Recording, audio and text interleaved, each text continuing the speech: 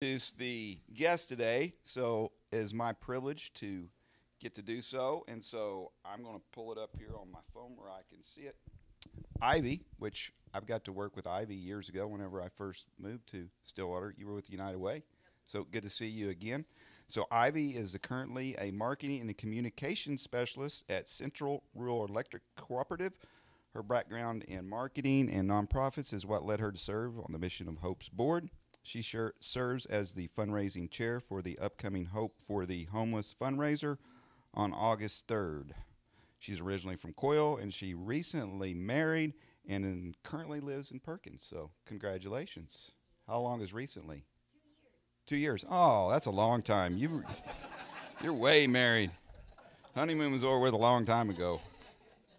And then we have Jana Nelson. She is the executive director of the Mission of Hope and has been with them for 18 years. Not only does she handle all the operations of the organization, but she is an excellent grant writer who is attributable for a good portion of the funding for the mission that the mission receives. Jana can answer any questions about the Mission of Hope. I'm sure you'll get some at the end. So let's please have a warm welcome for Ivy and Jana. Come on up. Hey.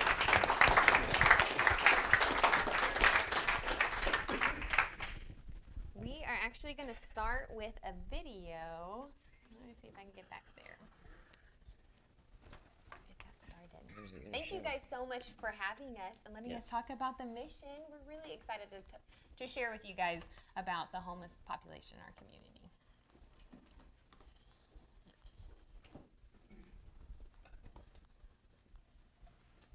March 16th of last year is when I became homeless and had nowhere to turn. And I had to go actually cross country for my own safety. You just really don't realize the blessings that you have when you have transportation, ways to wash your clothes, a kitchen with food in it that you can go prepare, or the donations that come from some of the amazing restaurants here in town. All of those things are different modalities of healing. Having those kind of securities to rely on, because some of us got kicked out there with the clothes on our back, and some people aren't as fortunate to bounce back and start having a life again after that, unless they find some place like this.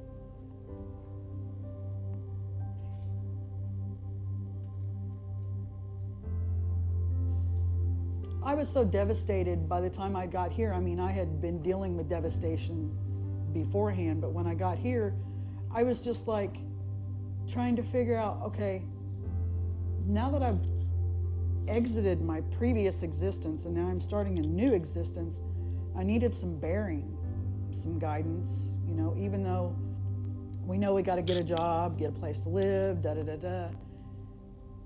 You don't feel like you belong anywhere until you start connecting with people. And I don't think my eyeliner is waterproof because I'm probably fixing to cry. But the people here, they are what made the difference. Because I've been in systems before, as far as this past year. But the guidelines you have set here to keep people serious and to keep them real, they're effective. They are very effective. The job searches that are required, all those things, that gives people a sense of responsibility and belonging again. And without that, you just have a person that's a broken shell walking around. But when they can get back in touch with community, that's what saves lives. And you guys do an excellent job here. And you guys save money.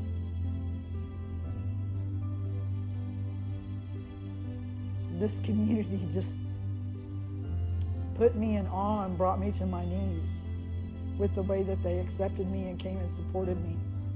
And I got to meet a couple of those individuals when they came in and gave their donations. And I can't thank them enough. I don't have the vocabulary to thank them.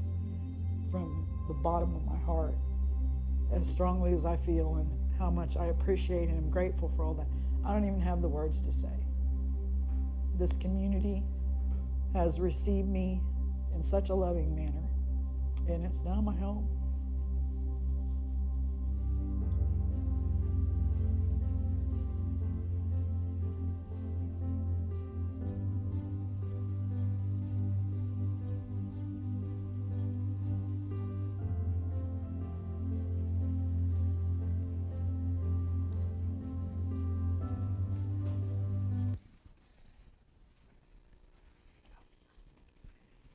That video gives me goosebumps every single time. It does. So I will say, I do think it's a testament to the work that the mission does, the work that Jana and her team does for our community. I know we have some updated numbers, but Jana's really going to kind of talk to you guys about what the mission does and how they help our community. So I'll start off by giving you a little information about our history. The Mission Hope started back in 1988 in an old church building when the community realized that we needed a place for some of the homeless here. In 1996, some HUD funding was secured, and the current facility, it was built in. We worked under Central Oklahoma Community Action Agency for many years, and in 2015 we separated from them and started working under the Stillwater Housing Development Corporation, which is owned by the Stillwater Housing Authority. In October of 2021, we separated and became our own independent nonprofit. Since then, things have been going very well. So I'll tell you about some of our programs. We have an emergency shelter. It consists of 10 beds in a men's dorm and 6 beds in a women's dorm. So when people come off the street and they come in and they go through the process of an intake, and we try to get them into one of these shelter beds. At that time, we're providing food. They do all their own cooking, but we provide all the food there.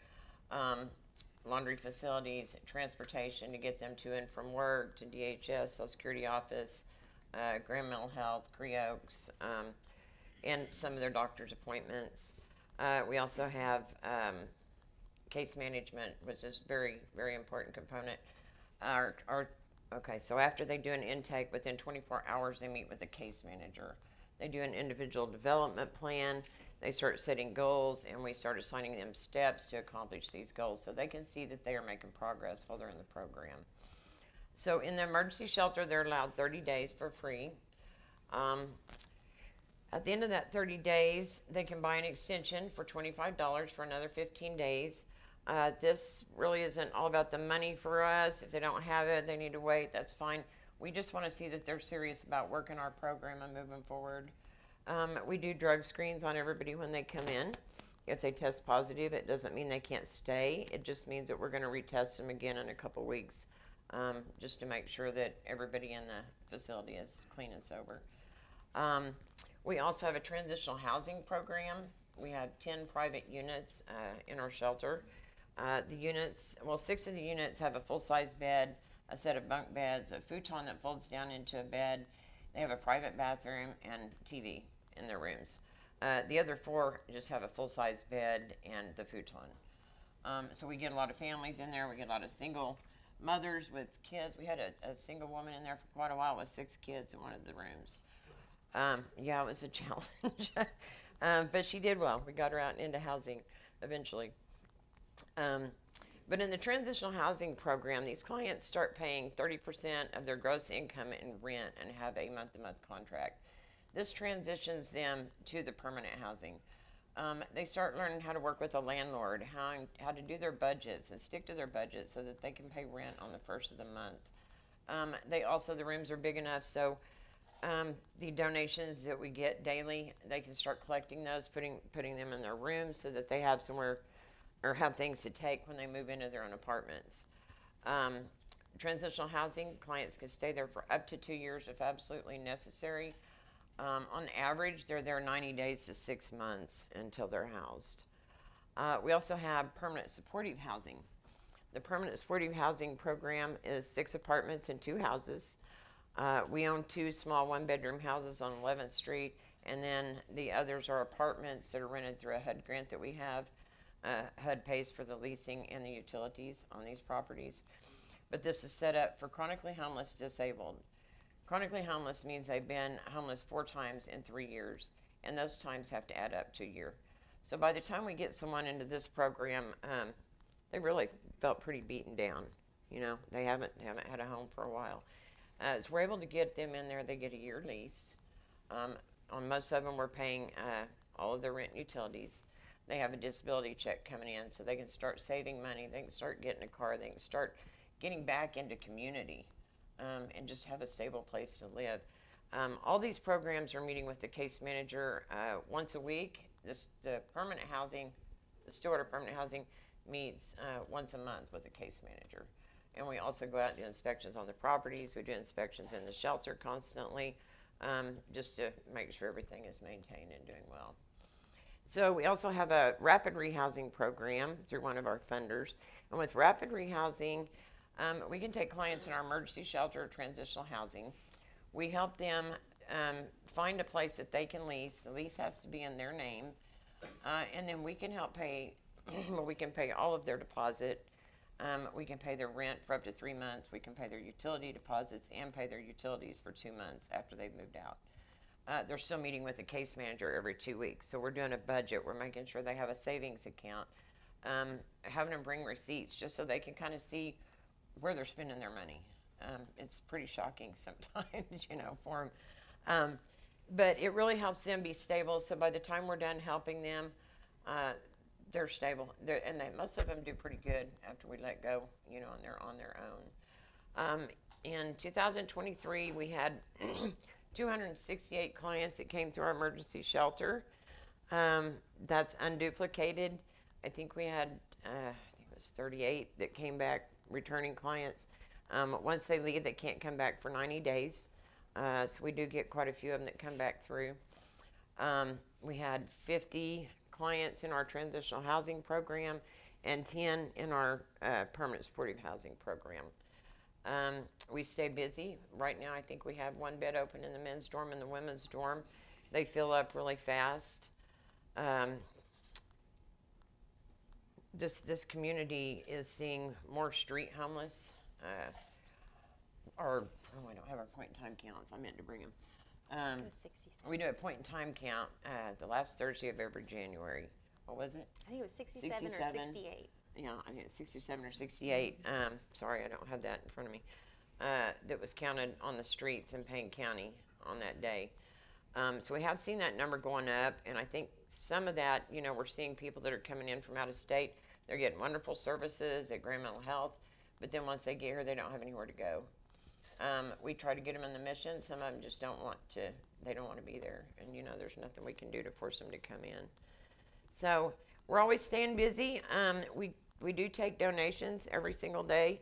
Last year we had $195,000 worth of in-kind donations, which is greatly appreciated. So many times these people come in with the clothes they're wearing. They don't have anything else. They get a lot of clothes, shoes, household items, anything that you guys want to donate. Anybody can bring them in and just put them on our donation table. We do give a tax letter for that, so it's tax deductible. Yeah, and we appreciate it.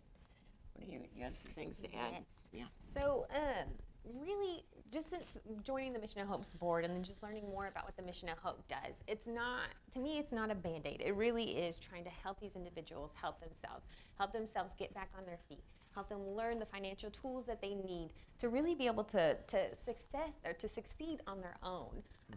So, I mean, the Mission of Hope is so much more than just a shelter. We really are helping people. Jana and her team are doing an amazing job at helping the individuals that need to be helped and really getting them back on their feet and really getting a new start at life.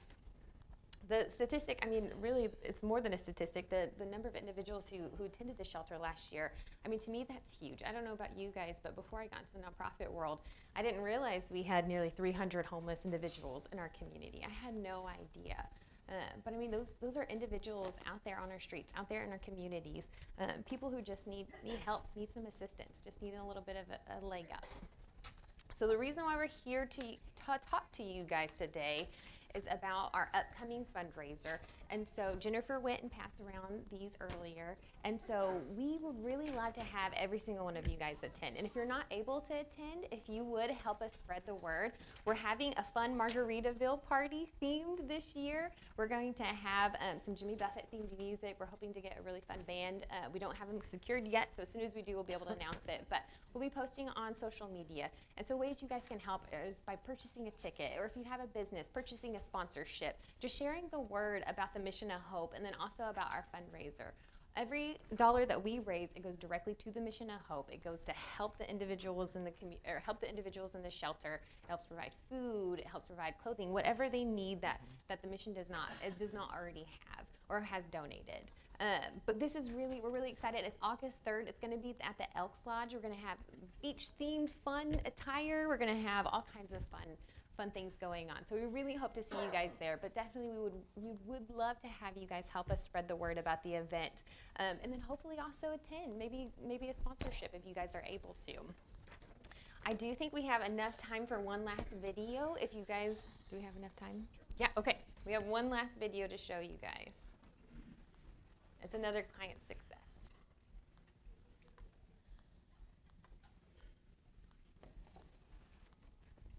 Oh.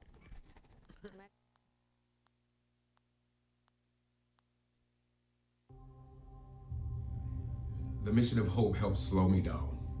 I move so fast. I just naturally move fast. And so they helped slow me down. I was able to, the first day they said to go out, and to go out at 9 a.m., I was able to get a cell phone for free, get food stamps, and find a job in one day.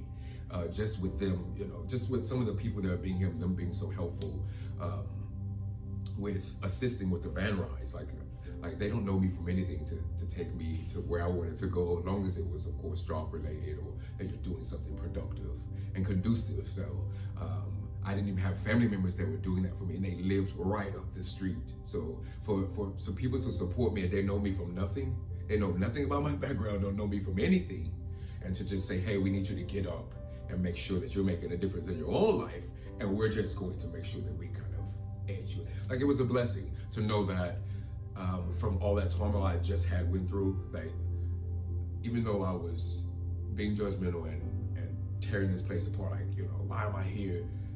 It was the most peace I've had in years.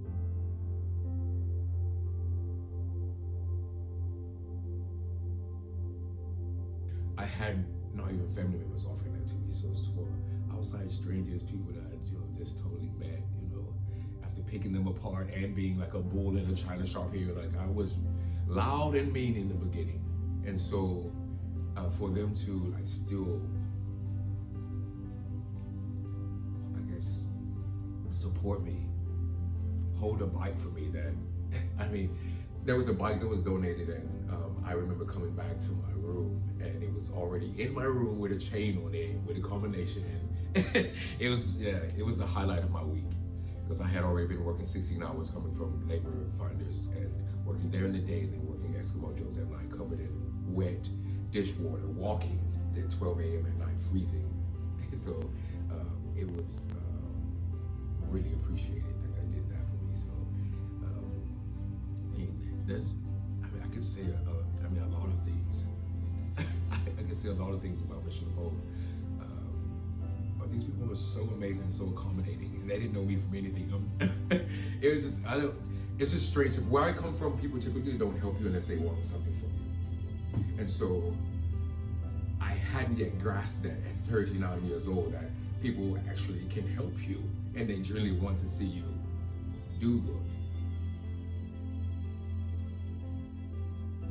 If I didn't have that nudge and that push, I'd probably be running, probably be in another state, probably dating someone else, doing the same thing over again. I still have like a peace and a joy that I receive here at Mission of Hope that I won't trade for anything, not for myself, my mother, or addiction, whatever it may be.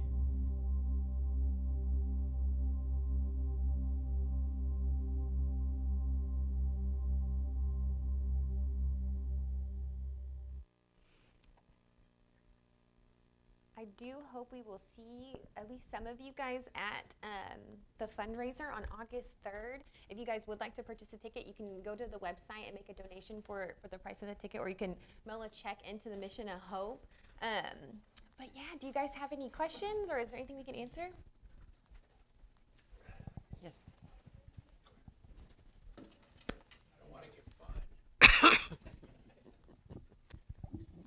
Could you summarize for us maybe the top several reasons why people are homeless?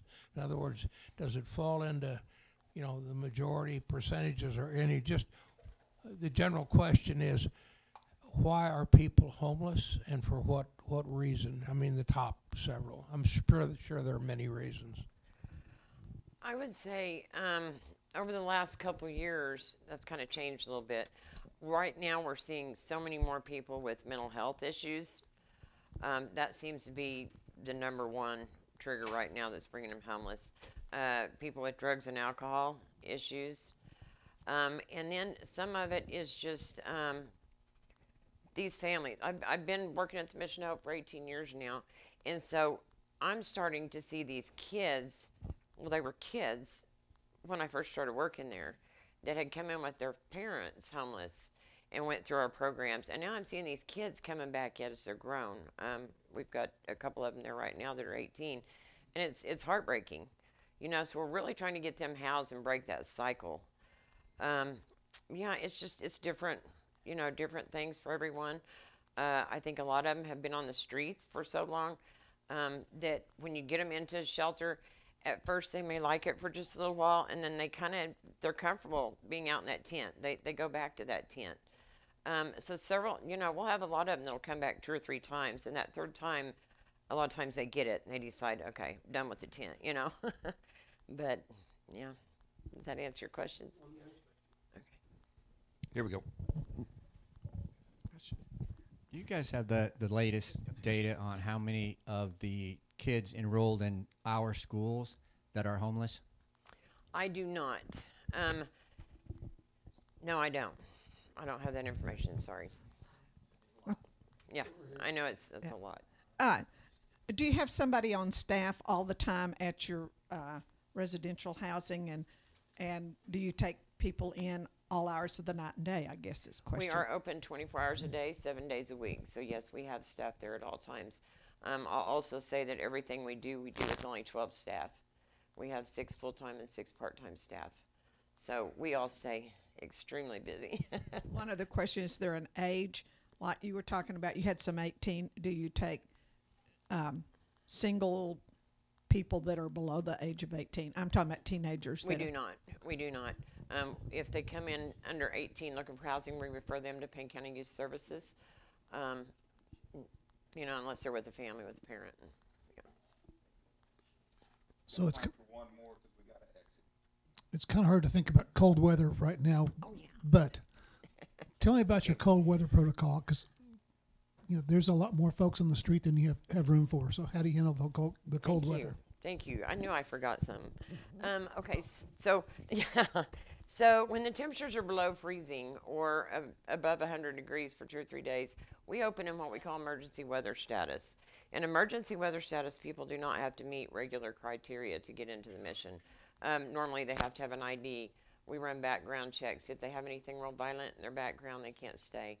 So when we go into emergency weather, all that's waived. We work with Stillwater PD real close and Payne County Sheriff's Office, and they'll start bringing them in. We let anybody in. We get them off the streets.